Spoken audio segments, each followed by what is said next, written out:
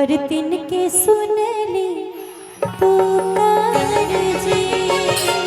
प्रेम से बोली छठी मैया की।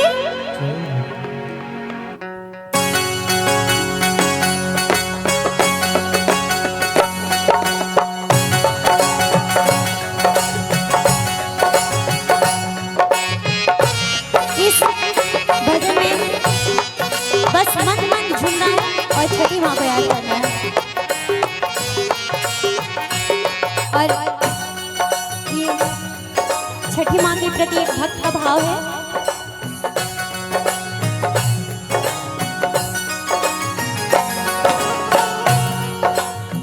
केरवा के पतावा पा नेवता पेठावनी, नेवता करी ना स्वीकार जी। निहिनाय रंग मोर आदित्य गोसाइया, बरतिन के सुनली पुकार जी। केरवा के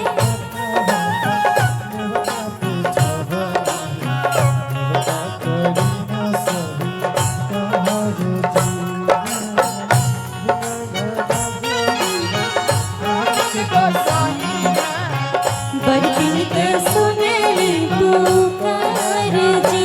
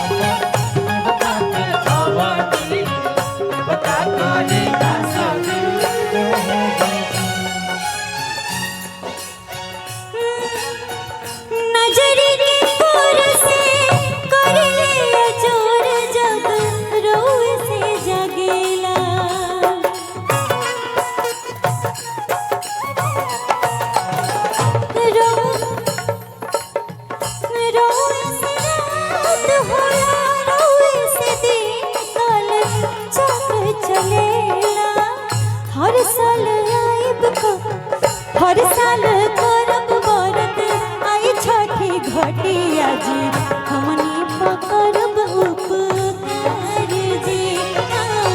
केरवा के पतावा पा नेवता पेठावनी, नेवता करी ना स्वीकार जी। लिहिनाय रघ मोर सूरज गोसाइया, बरतिन के सुनली पुकार